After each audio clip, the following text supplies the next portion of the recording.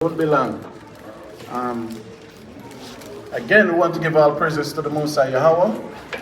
And speaking on the correspondent department, it's both me and Kartazaya running that department. And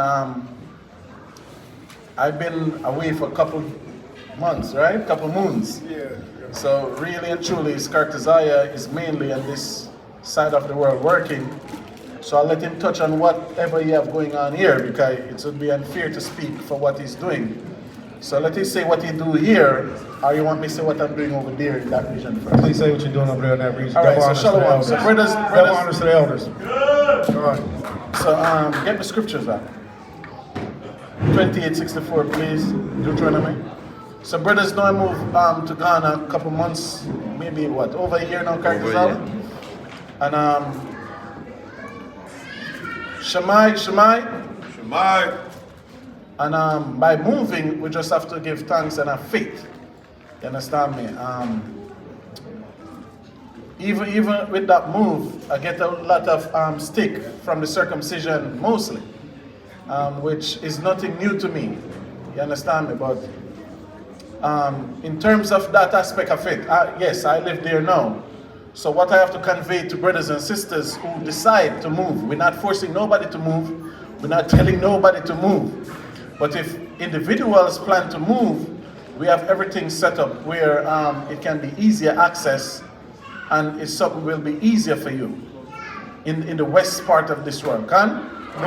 And I know you have brothers living in Mexico now as you speak, other elders that's not here, they would have to be here to speak on what they have going on there. But I remember 2019, the Ghanaian president came out and said they have land giving away to blacks. Right. And I remember the brother came to us, David, in New York and mentioned it. And it wasn't much of us who go there for that land, brothers. I don't know what we was thinking as a nation of people, right? But a lot of other black people from other organizations, other groups went there. You have other Israelite groups come there. They came there last year thinking, November, I met some of them. The one that do the movie Hebrews to Negroes, he was there. He have about 25 acres there. What's his name? What's his name? Ron Shields. Yeah, I met him there. He have a couple acres out there too. Dalton. Yeah, I met him there. He have a couple acres there. He have his own thing doing. You have a couple of Israelite organization, but mainly us, who they call Camp Street Speakers, we the one never jump upon it. The Mona community have 500 acres out. You understand me? So the free land in Ghana basically finished now. Zambia just opened up like 2 weeks ago. They say they have 600,000 acres of land giving away back to children of slaves. So I know other Israelite that was in Tanzania. They leave in Tanzania and go over to the border because Tanzania and Zambia border each other. So them leaving Tanzania now, going over there to Zambia to get some of these lands. So we correspond with these other Hebrews in Africa, our different African country. We have brothers in Jordan. You understand me? When we go to Israel for the Passover, you have brothers and sisters that leave Jordan join us for the Passover in Israel. We have a sister out there that's in Cyprus? That's it, Kartazala? Cyprus? She's a teacher over there? Yeah. Cyprus, right? Cyprus. Island of Greece. She also joined us in Zion when we go there, and we still correspondent with all these people in those regions, and this is the main reason why. Read what you have, sir. The book of Deuteronomy, chapter 28, and verse 64, and it reads, "And Yahweh shall scatter thee among all people." So this say, brothers, get arms, Zephaniah 3:10. As a nation of people, the Heavenly Father did scatter us in the four corners of this earth.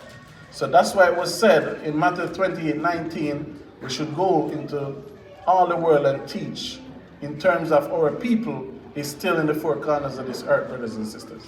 As Jeremiah mentioned, in Torah law enforcement, what we have set up is for foreign Israelites and for Israelites in this land also. In terms of the scripture state, our people is as the sand of the sea. We have to remember that. The Apostle Philip baptized Ethiopian Enoch, right? Which I think we all think that Ethiopian Enoch is an Israelite. When he was baptized, where did he went back? He went back to Ethiopia. You understand me? El Selassie was an Ethiopian king. I don't see him as an Israelite, so let's put that out there. But he did an interview in 1968, and they asked him, "Oh, you become a Christian?" And he said, when Philip baptized Ethiopian Enoch, he was working for the royal family. He bring back that teaching to the Ethiopian, man. The teaching, if it was 66, it was 68. It's still on YouTube, brothers and sisters. So our people was dispersed in all these places. We look at Asia, where Paul and these other people was teaching. Our people still in those land, brothers and sisters. You understand me? So the word have to go. We know brothers traveling, we know brothers taking vacation, but it's not time to vacate yet, brothers. It's time to put the work in now. Read what you have for me, sir. The book of Zephaniah, chapter 3 and verse 10. From beyond the rivers of Ethiopia. Who is beyond the rivers of Ethiopia? Read on. My surplants. Read. Even the daughter of my dispersed. The daughter of who? My dispersed. So the Most High say daughter of his people is beyond the borders of Ethiopia. And beyond Ethiopia is what? The Euphrates. What country is beyond there? Iraq, which was the ancient Assyrian Empire. You understand me? And we even have to remember most of our leaders back then, that Josiah Ford, he died in Ethiopia, he buried in Ethiopia. His son is still over there now, which I have a good relationship with. You understand me? You have a next Israelite brother over there in Ethiopia named Hebrews in the Hills. He moved back there, I think, from Atlanta, and he's over there over 20 years now. You understand me? So a lot of our people still in this border. So as I said, brothers and sisters, create our own history, man. Can? The Babylon to Timbuktu tell you, page 91, we carry our own history, our culture, our heritage, wherever we go as a nation of people. You understand me? We yet to find our history and our heritage in that region. I remember somebody mentioned something today, it was you, Cartesiah, about the different wristband. In terms of sisters have wristband to show if they marry or not. Well, you know in Ghana where I live, what they wear to prove that, right? Certain tribes. They wear the beads. So you see these waist beads that they wear? I never know they have a meaning. So when a woman unclean, she wear a bead. So everybody know that woman is unclean. When she's a virgin, she wear a bead. You know that woman is a virgin. When she's married, she wear a bead. You know she's married. So when you hear bring that out today about the wristband, it just bring back in remembrance. Because we're learning other culture. We're learning other tribes' culture. In terms of something that over there is during. And Cartezala, you witness this, right? Con. A woman cannot come to your house and spend the night unless you go to the father and pay the dowry, brothers. She can come and visit, but she can't spend the night. And the dowry is still accepted there. And I think that's something that we have to start to imply back in terms of accountability. You understand me? I think we have to bring back those traditions. But nowhere in Africa, brothers, you can go and marry a woman without paying the father. Nowhere. You understand me? And their thing over there is so strict, brothers and sisters. Because that's what we do. We have to correspond on these things to you. In terms of stuff what you get away here with. Because some of us as Israelites, we do casual sex, right? That's not in the Bible. In Ghana, if you do casual sex, where that will end you? So for instance, they're having sex with a woman, don't marry her. If the woman die, do you know you have to marry that woman while she died and spend the night with her? That's part of their culture. That's serious, right? You have to do the whole law. You have to marry, you have to kiss, you have to sleep in a bed with that woman for the night. That's their culture in Ghana. You understand me? That's a fancy culture. So even that forces you to do what? To be committed. To marry a woman the proper way. And the marriage what they create is not the marriage like what Christian church do here. The marriage is a tribal marriage where both parents come together and then the father, the husband have to bring how much gifts? 30 gifts? Something like that. Yeah, the husband get a list. You get a list, brothers and sisters. You have to buy the woman a suitcase, and the suitcase represents she pack her stuff from her house to your house. You have to give the woman all the brothers money. And they show me where they get that, where Abraham gave Laban money in Genesis 24. So you marry the woman, you have to give her brother a gift. You have to give the father a gift different from the dowry. You have to give the mother gift different from the dowry. You have to buy underwears, brassiere, you have to buy all these things, gift to her. So when she comes to your house now, you have it to wear. But the thing is, when you pay a dowry and marry this woman, guess what happened?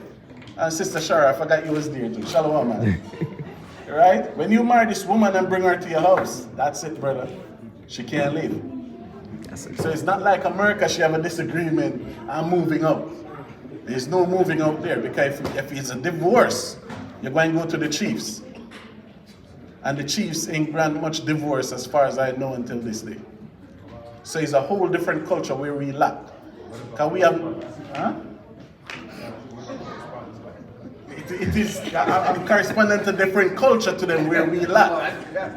In terms of, we have it in the Bible, but yet we don't do it, brothers and sisters.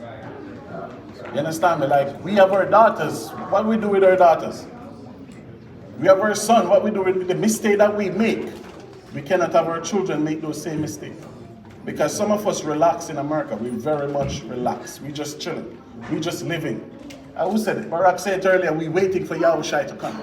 So we ain't doing nothing in terms of building back a nation, building back a culture until Yahushua come. Which is something we have to change. And brothers and sisters, don't scare to travel. This earth is yours. Israel is just the headquarters. You understand me? But this for the most I say, wherever we put our foot, that's our land. That's right. But you think Esau could come here and see millions of people and say, I discovered it? That's how we were supposed to think. You understand me? So it's just in terms of our history, our culture, we just have to go back to the foundation, brothers. And with that, I'll make Artaziah say this behalf on this side of the world. Can? All right, shalom. Shalom.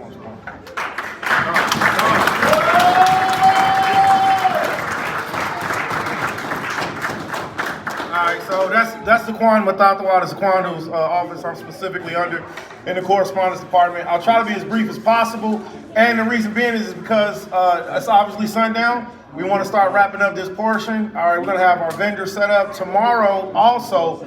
Tonight and tomorrow, but specifically come back tomorrow from 1 to 5 p.m. We have this building still rented. Right. All right, so we're still going to be able to participate in activities, vending. Absolutely, I can't wait to see you brothers perform, man. Like I'm stone cold crazy about you, man. I love you, brothers, man. I love Israelite Saints all about Christ. So let's get to the correspondence department.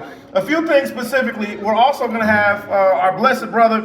His name is Nahar. If you don't, can you stand up real quick, Nahar? I'll be brief. This is Nahar. Please give a round of applause for him.